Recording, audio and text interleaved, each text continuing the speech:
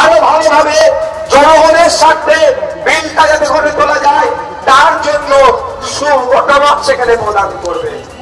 আর একটা অন্যতম কি গুরুদায়িত্ব আছে, সেটা হচ্ছে যদি করে এমন বিল নিয়ে আসে, বিলটা জনগণের বিপক্ষে যাবে।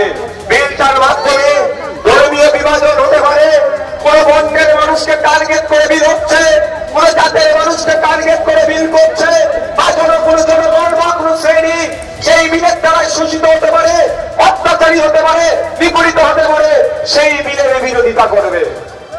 কিন্তু দুঃখের বিষয়, বিগত বছরের কথা বলছি, অর্থাৎ বিগত ভোটে 2019 সালে, 2014 সালে, 2009 সালে, 2004 সালে, 1999 সালে, এমন করতে করতে 1951-52 দিক পর্যন্ত পৌঁছে যান।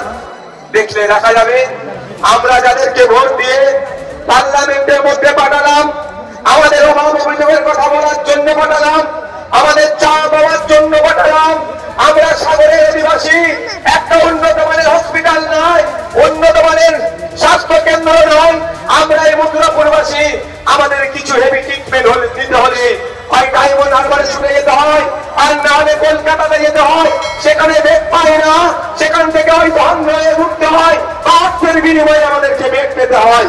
এই সমস্যা সমাধানের জন্য আমরা আমাদের মৌলিক অধিকার যাতে ফিরে পাই, তার জন্য বারে বারে আমরা ভোট দিয়ে পার্লামেন্টে পাঠাচ্ছি। ভোট নেওয়ার আগে মিষ্টি মিষ্টি করে কথা বলছে, ভোট মিটে গেলে আমাদের অভিযোগের কথা, আমাদের চাওয়া পাওয়ার কথা কনসার্ন ডিপার্টমেন্টের মাধ্যমে এই কনসার্ন ডিপার্টমেন্টকে পৌঁছে দেওয়ার জন্য লোকসভা বা বিধানসভার মধ্যে যাদেরকে আমরা ভোট দিয়ে পাঠালাম তারা আমাদের কথা ভুলে যায়। হয়তো ভাই আপনারা ভোট দিয়ে পাঠালেন, আপনারা কৃষক, আপনারা যাতে মাসিক গড়াই বেশি হয়, কৃষকরা যাতে তাদের অভাব অভিযোগগুলো সমস্যাগুলো যাতে সমাধান হয় তার জন্য পার্লামেন্টে পাঠালেন। বিদায়ী এমপি সিএম জাটুয়া মহাশয় আপনাদেরা ভোট দিয়ে পার্লামেন্টে পাঠিয়েছিলেন।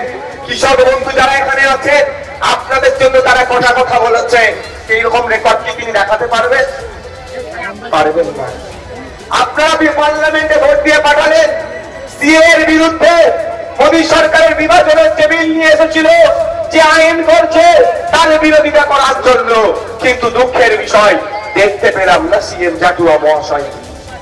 আপনারা ভোট দিয়ে পার্লামেন্টে পাঠালেন আপনাদের শিক্ষার উন্নতিকরণের করার জন্য, তার পরিবর্তে দেখছি ন্যাশনাল এডুকেশন পলিসি 2020 নিয়ে এসে আমাদের গরিব ছেলে মেয়েদের, আমাদের মুসলিম ছেলে মেয়েদের, আমাদের আদিবাসী সমাজের ছেলে মেয়েদের, আমাদের দলিত সমাজের ছেলে মেয়েদের, আমাদের পিছিয়ে বর্গের সমাজের ছেলে মেয়েদের, যারা আমরা আর্থিকভাবে দুর্বল, তাদেরকে চিরতরের জন্য পড়াশোনা বকলমে বন্ধ করে দেওয়ার জন্য যে ন্যাশনাল এডুকেশন পলিসি নিয়ে এসেছিল, এখানকার যিনি বিদায়ী এমপি ছিলেন একটাও শব্দ তিনি খরচ করেননি।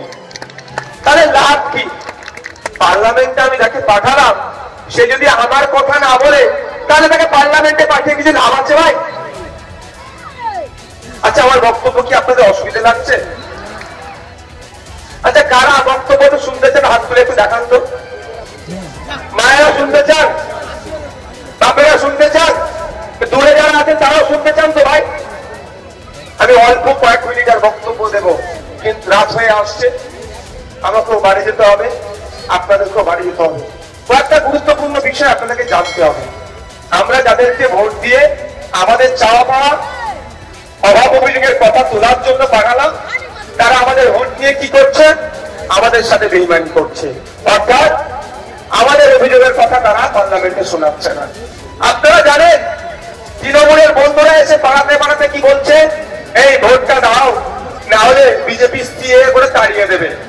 সিএ তো আজ থেকে হচ্ছে না, 2019 সালের আগে থেকে সিএ নিয়ে চর্চা হয়, কিন্তু 2019-এর পর থেকে সিএ খাই না মাকে কিছুটা জানতে পারলাম। তার আগে বলছি এটা সিএটা হচ্ছে ভোট ভরা কল। আপনাদের উদ্দেশ্যে বলবো, যাদেরকে আমরা ভোট দিয়ে পার্লামেন্টে পাঠালাম সিএ এর বিরুদ্ধে প্রতিবাদ করার জন্য, দুঃখের বিষয় তারা সিএ এর বিরুদ্ধে কথা বললো না, বরঞ্চ তারা দেখলাম সিএ নিয়ে যখন ভোটাভুটি হচ্ছিল বিজেপি সরকারের বিরুদ্ধে ভোট দেওয়া তো দূরের কথা, ভোট দান থেকে তারা পালিয়ে গেল। তাই সময় এসেছে আমরা আর চুপ করে বসে থাকবো না।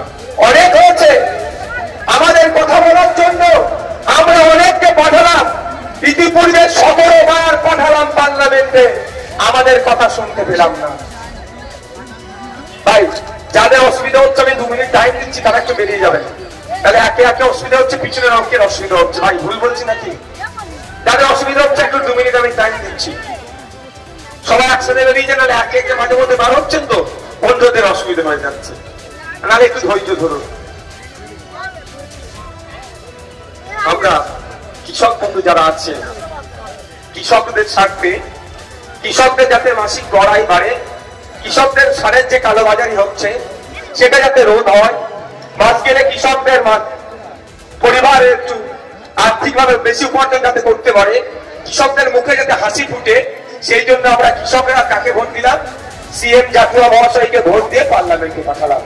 কিন্তু দুঃখের বিষয়, কেন্দ্রের অপদার্থ সরকার, কেন্দ্রের জুমলাবাদী সরকার, কেন্দ্রের বিজেপি বিভাজনের সরকার কি করলো? অপদার্থ সরকার বলছি বিজেপি সরকারকে। আমি যদি আমি ভুল বলি, এই শুভেন্দু অধিকারী মহাশয়কে বলবে আমার বিরুদ্ধে মামলা করতে কত সাহস আছে দেখবো। শুভেন্দু বাবু কি করেছে? মানুষের মানুষে বিভাজন করেছে। তুমি হিন্দু, উনি মুসলমান, তুমি দলীয় তুমি আদিবাসী, তুমি উচ্চবর্ণের মানুষ, তুমি পিছিয়ে বর্গের মানুষ। প্রায় 10 বছর ধরে শুধু এই করেছে, মানুষের ডেভেলপের কথা ভাবেনি। পক্ষান্তরে কি করেছে? শিল্পপতি পুঁজিপতিদের সহযোগিতা করেছে। কেন্দ্রের বিজেপি সরকার, মোদী বাবুর নেতৃত্বে যে অপদার্থ সরকার চলছে, সেই সরকার বিভিন্ন বিল পাস করছিল। কখনো তালাকের বিরুদ্ধে বিল পাস করেছে, কখনো সিএ নিয়ে বিল পাস করিয়েছে। এটা লেটেস্ট সংযোজন করেছে ওরা, সেটা হচ্ছে কি, যে 3টা বিল পাস করেছে মিনিমাম সাপোর্ট প্রাইসেও কৃষকদের এক কথায় বিরুদ্ধে গিয়েছে। আমরা ব্রিটিশ পিরিয়ডের সময় পড়েছিলাম, আমরা ইতিহাস পড়ে দেখেছিলাম নীল চাষীদের সাথে যেভাবে ব্রিটিশরা অত্যাচার করত, চাষ করিয়ে যেভাবে তাদেরকে শোষণ করত, সেই পলিসি আবার নিয়ে আসার চেষ্টা করেছিল বিজেপি। তার বিরুদ্ধে সারা দেশের কৃষকরা এই বিলগুলোর বিরুদ্ধে তথা বিজেপি সরকারের নানা বিলের বিরুদ্ধে সারা দেশের কৃষকরা আন্দোলন করছিল। পশ্চিমবাংলার কৃষকরা আন্দোলন করছিল। বিভিন্ন রাজনৈতিক দলেরা এই বিজেপির 3টে বিল নিয়ে আসার বিরুদ্ধে বিভিন্ন মিটিং মিছিল করেছে, ইন্ডিয়ান সেকুলার ফ্রন্ট করেছে। অবশেষে যখন বিল তুলছিল না, বিলগুলোকে প্রত্যাহার যখন করছিল না, দীর্ঘদিন ধরে দিল্লির সীমান্তে কৃষকরা দীর্ঘদিন ধরে আন্দোলন করছিল, তাও সরকারের যখন টনক নড়ছিল না, কেন্দ্রীয় সরকারের টনক নড়ানোর জন্য সারা দেশের কৃষকরা এই ভারত বন্ধের ডাক দিয়েছিল। পশ্চিমবাংলার কৃষকরাও সামিল হয়েছিল। বিভিন্ন রাজনৈতিক দলের নেতা কর্মীরা পরামর্শ করে কৃষকদের স্বার্থে ভারত বন্ধকে সমর্থন জানিয়েছিল। ইন্ডিয়ান সেকুলার ফ্রন্টও কিন্তু ভারত বন্ধকে সমর্থন জানিয়ে কৃষকদের ডাকে সাড়া দিয়ে বন্ধকে সফল হওয়ার জন্য রাস্তায় নেমেছিল। কিন্তু দুঃখের বিষয়, বাপি বাবু আজকে আপনাদের কাছ থেকে ভোট চাইতে আসছে। এই বাপি বাবুদের দলেরা, এই বাপি সাহেবদের নেতৃত্বে ওই দিনকে আমরা ভুলে যাচ্ছি না। ব্রিটিশদের বিরুদ্ধে যখন আমরা লড়াই করেছিলাম, কিছু চামচা ছিল ব্রিটিশদের সহযোগিতা যেমন করতো, আমরা বিজেপির বিরুদ্ধে লড়াই করছিলাম গণতান্ত্রিক প্রক্রিয়াতে। বিজেপির এই কৃষক বিরোধী বিলের বিরুদ্ধে লড়াই করছিলাম। আমরা যখন বন্ধ করতে নেমেছিলাম, বিজেপির চামচা কিছু তৃণমূলীরা আমাদের এই বন্ধকে সফল হতে দেবে না বলে আমরা যখন রাস্তায় নেমেছিলাম বন্ধ করতে, আমাদের তথা আইএসএফ এর কর্মীদেরকে এবং কৃষকদের উপরে হামলা চালিয়েছিল। তাই সময় এসেছে আগামী জুন মাসের 1 তারিখে এই কৃষক বন্ধুদেরকে ভোট দিতে হবে। এই তৃণমূলের বিপক্ষে ভোট দিয়ে এদের বুঝিয়ে দিতে হবে কৃষকদের পাশে তোমরা ছিলে না, কৃষকদের মতো তোমাদের পাশে থাকবে না। কি কৃষকদের ভোট দেবেন ওদেরকে? আরে আমরা আন্দোলন করছিলাম বিজেপির বিরুদ্ধে, আমরা আন্দোলন করছিলাম মোদীজির বিরুদ্ধে, আমরা আন্দোলন করছিলাম অমিত শাহজির বিরুদ্ধে, আমরা আন্দোলন করছিলাম 30 ঘোষের বিরুদ্ধে, আমরা আন্দোলন করছিলাম সুকান্ত মজুমদারদের বিরুদ্ধে। কষ্ট হচ্ছিল কেন বাপি তাদের? বুঝতে পারছেন না? আরে তো আমরা কেন্দ্র সরকারের বিরুদ্ধে আন্দোলন করছিলাম, বাপি তাদের কষ্ট হচ্ছিল কেন? বাপিদার অ্যাকচুয়ালি কষ্ট হওয়ার কারণ বাপিদার দাদাকে ডায়মন্ড হারবারে এখন দাঁড়িয়েছে, আর তার পিছিয়ে মমতা ব্যানার্জি। হয়তো দিল্লি থেকে ফোন চলে এসেছিল, যদি তোমার রাজ্যে বন্ধ সফল হয় তাহলে হয়তো তোমার ভাইপোকে ধরে ভরে দেবো। ওই জন্য দিদি ভাইপো ভাইয়া বাপিদা হয়ে এখানে বন্ধে সফল হতে দেয়নি। এই বাপিদার সাথে আমাদের লড়াইটা কি? রাজনৈতিক লড়াই। আমাদের বিরুদ্ধে বাপিদারা নেমেছিল, আমাদের কৃষকদের মধ্যে সফল হতে দেয়নি। তাই আমরা কৃষকরাও সময়ের জবাবটা ভোটের মাধ্যমে বাপিদাকে দিয়েও দেখিয়ে দেবো। তোমার হাতে পুলিশ থাকতে পারে, তোমার হাতে গুন্ডা থাকতে পারে, তোমার হাতে অস্ত্র থাকতে পারে, তোমার অনেক টাকা পয়সা থাকতে পারে, দেখলাম হতে পারে নাকি কোর্টে তাকে সমন করেছে, লোকের নাকি টাকা লুটেছে, যাই করো না কেন দিনের শেষে আমি নাগরিক, আমার হাতে ভোটের ক্ষমতা আছে। ভোটের ক্ষমতা দেখিয়ে তোমাকে আমি আমার মতো আম নাগরিক বানিয়ে দেবো। হবে তো নাকি ভাই? যে বাপিদারা আমাদের কৃষকদের উপর অত্যাচার করলো, কৃষকদের স্বার্থে যারা আমরা আন্দোলন করলাম, আমাদের উপরে হামলা চালালো, সেই বাপি বাবুকে একটাও ভোট দেব না। এবার আসা যাক, আচ্ছা এখানে যারা কৃষকরা আছেন আমাদের মথুরাপুরে, সবাই যারা আছেন নির্দিষ্ট কোন একটা ধর্মের মানুষ নাকি? বলুন, আছে নাকি? আমরা আমাদের পরিচয়, আমরা কৃষক, যার ধর্ম বর্ণ নির্বিশেষে আমরা কৃষক। আমরা কিন্তু ভুলে যাচ্ছি না বড় ফুলকেও, যে বড় ফুল সবকা সাথ সবকা বিকাশ বলে ডায়লগ দিত, এই শুভেন্দু অধিকারীরা সবার সঙ্গে রাত্রে এইটাই বলে যাচ্ছে, সবকা সাথ সবকা বিকাশ। কিন্তু কি দেখছি, শুভেন্দু বাবুরা মুচকে মুচকে হাসছে, যখন বলে ওটা না ওরা মুচকে মুচকে হাসে, ওদের মুখের দিকে লক্ষ্য রাখবে, বলে না সবকা সাথ সবকা বিকাশ, আর মনে মনে খুব হাসে আদানি আম্বানি কা সাথ আর উন লোগোं का ही বিকাশ। ওদের ছাড়া কারো বিকাশ হচ্ছে না, যা হচ্ছে ঘুরিয়ে ফিরিয়ে দেখবেন আদানি আম্বানি বা ওই কর্পোরেট। এই আদানি আম্বানি বা কর্পোরেটদের সুবিধা করার জন্য যে বিলটা নিয়ে এসেছিল কৃষকদের হবে জুন মাসের 1 তারিখে, কোন ফুলের দিকে তাকানোর দরকার নাই, বড় ফুল বিল নিয়ে এসেছিল। আর আমরা যারা বিরোধী করছিলাম, জোড়া ফুল আমাদের বিরোধিতা করছিল।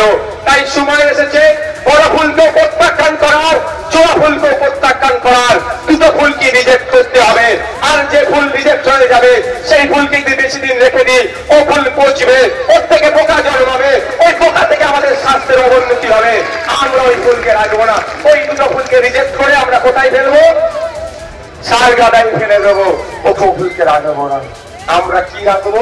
খামকে নিয়ে আসবো, আগামীর বার্তা নিয়ে আসবে, চাকরির বার্তা নিয়ে আসবে, কৃষকের মাসিক গড় আয় টাকা খামের মধ্যে দিয়ে আসবে, মায়ের মাস গেলে যাতে 5,000-7,000 ইনকাম করবে, খামের মধ্যে মাথায় যে টাকা পায় তার ব্যবস্থা করবে। খান 500,000 টাকা মায়ের হাতে দিয়ে, 1000 টাকা তো মা, 1200 টাকা তো মায়ের হাতে দিয়ে দিচ্ছে, কিন্তু মায়ের সন্তানটা যখন বা মা যখন চিকিৎসা করাতে যাচ্ছে, কোথায় যেতে হচ্ছে? ভাগ্য যদি খুব ভালো থাকে ডায়মন্ড হারবারে গিয়ে হয়তো বেড পেতে পারে, আর তার যদি একটু খারাপ হয় কোথায় যাবে? কলকাতায় ছুটতে হচ্ছে। ওখানে গিয়ে মায়েরাও বেড পাচ্ছে না, বাপেরাও বেড পাচ্ছে না, ফলে